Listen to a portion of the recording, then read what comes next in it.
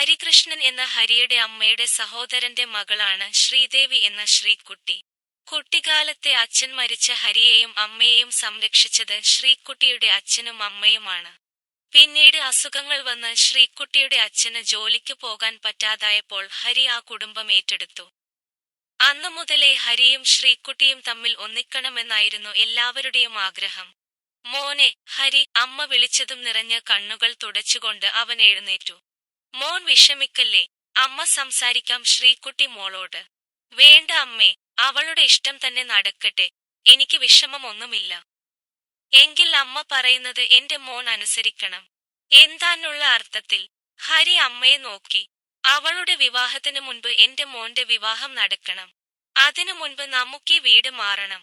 ഹരി ഒന്നും മിണ്ടിയില്ല. നീ എന്താ ഒന്നും മിണ്ടാത്തത്?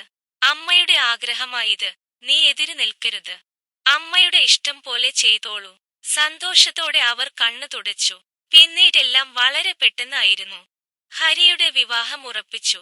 നിമിഷ ഒരു കോടീശ്വരന്റെ ഏക മകൾ. അവർ സമ്മാനിച്ച വലിയൊരു വീട്ടിലേക്ക് ഹരിയും അമ്മയും താമസം മാറി. ആഡംബരപൂർവം തന്നെ ഹരിയുടെയും നിമിഷയുടെയും വിവാഹം കഴിഞ്ഞു. ശ്രീകുട്ടിയും അവളുടെ അച്ഛനും അമ്മയും വിവാഹത്തിൽ പങ്കെടുത്തു. തന്റെ മകന് കിട്ടിയ സൗഭാഗ്യത്തിൽ ഹരിയുടെ അമ്മ അവരുടെ മുൻപിൽ തലയുയർത്തി നിന്നു. ദാ മോളെ, ഈ പാല് കൂടി കൊണ്ടുപോയിക്കോളൂ. രാത്രി റൂമിലേക്ക് പോയ നിമിഷയുടെ നേരെ ഹരിയുടെ അമ്മ ഒരു ഗ്ലാസ് പാൽ നീട്ടി. വേണ്ട, എനിക്കിഷ്ടമല്ല. ഇതൊരു ചടങ്ങല്ലേ മോളെ, അത് തെറ്റിക്കണ്ട. വേണ്ടെന്ന് അല്ലേ പറഞ്ഞത്? പാല് കുടിച്ചാൽ ഞാൻ ഛർദിക്കും. നിമിഷയുടെ എടുത്തടിച്ച മറുപടി കേട്ടതും അവരുടെ മുഖം മാറി. സാരമില്ലമ്മേ, ഈ സമയത്ത് എല്ലാ ആഹാരവും ഇഷ്ടമാവില്ലല്ലോ. നിമിഷ റൂമിലേക്ക് പോയതും ഹരി അവരുടെ അടുത്തേക്ക് വന്ന് പറഞ്ഞു. അവരൊന്നും മനസ്സിലാകാതെ ഹരിയെ നോക്കി. ഗർഭിണി ആയിരിക്കുമ്പോൾ ചില ആഹാരങ്ങൾ കണ്ടാലേ ഛർദിക്കില്ലേ? ഗർഭിണിയോ? ആര്? നിമിഷ. അവള് 3 മാസം ഗർഭിണിയാണ്. ഹരി, നീ എന്തൊക്കെയാ പറയുന്നത്? ഞെട്ടലോടെ അവർ ഹരിയെ നോക്കി. പിന്നെ അമ്മ എന്താ വിചാരിച്ചത്? കോടീശ്വരനായ മഹീന്ദ്രൻ സാർ അമ്മയുടെ മകന്റെ സൗന്ദര്യം കണ്ടിട്ടാണ് ഏക മകളെ കെട്ടിച്ചു തന്നതെന്നോ? നിമിഷ ബാംഗ്ലൂർ പഠിക്കുന്ന സമയത്ത് അവളുടെ കാമുകനുമായി ലിവിംഗ് ടുഗദർ ആയിരുന്നു. അയാൾക്ക് അതൊരു തമാശയായിരുന്നു.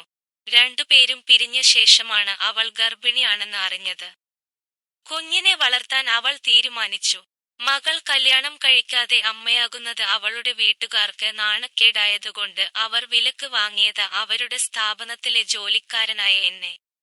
മകൻ പറയുന്നത് കേട്ട ഞെട്ടലിൽ അവരുടെ കയ്യിലിരുന്ന പാൽ ഗ്ലാസ് താഴെ വീണു പൊട്ടിച്ചിതറി.